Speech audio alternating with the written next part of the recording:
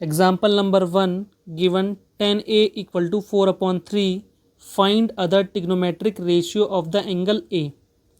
हमें 10a दे रखा है, अदर टिग्नोमेट्रिक रेशियो निकालने हैं। टोटल हमारे पास टिग्नोमेट्रिक रेशियो कितने होते हैं, 6 होते हैं, एक दे रखा है। तो हमारे पास फॉर्मूला था इनको याद करने के लिए, पंडित बद्री प्रसाद हर हर बोले।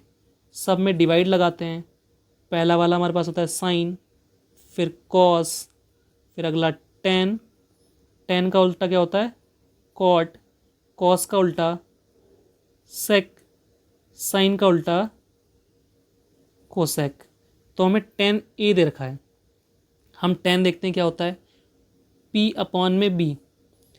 जो हमें दे रखा है पहले हम वो लिखते हैं, 10a इक्वल टू 4/3 और 10 हमारे पास है p अपॉन में b, यानी परपेंडिकुलर हमारे पास 4 है और बेस हमारे पास 3 है।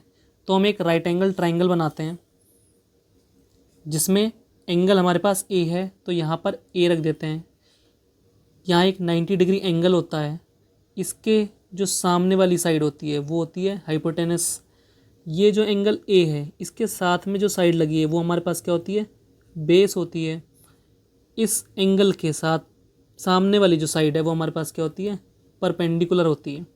ठीक है, परपेंडिकुलर हमारे पास कितना है 4, बेस हमारे पास है 3, हाइपोटेनस हमें फाइंड करनी पड़ेगी। क्यों फाइंड करनी है, क्योंकि साइन जब हम निकालेंगे p/h निकालेंगे तो यहाँ पर h भी चाहिए ना, तो इसे हमें निकालना पड़ेगा। तो हम पहले पाइथागोरस लगाते हैं। इसमें पाइथागोरस इक्वेशन लगा रहे हैं और h फाइंड कर रहे हैं। तो h² इक्वल टू होता है p² प्लस b²।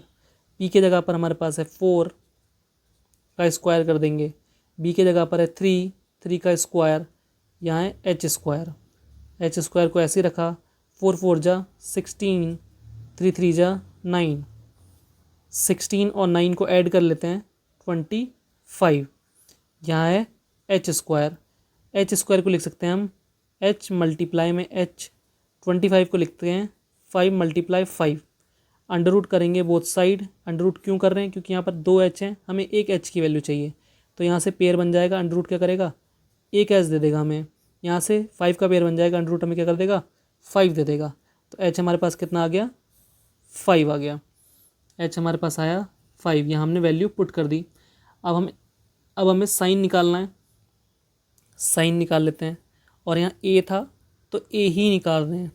तो साइन हमारे पास क्या होता है p/h, p/h में h, p हमारे पास कितना है 4, h यानी हाइपोटेनस है 5, ये हमारे पास साइन a आ गया।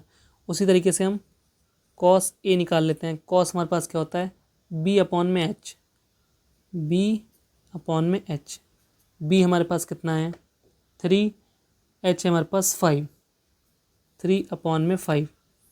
अब 10 हमें दे रखा था, अब हमें निकालना है कॉट, निकाल लेते हैं।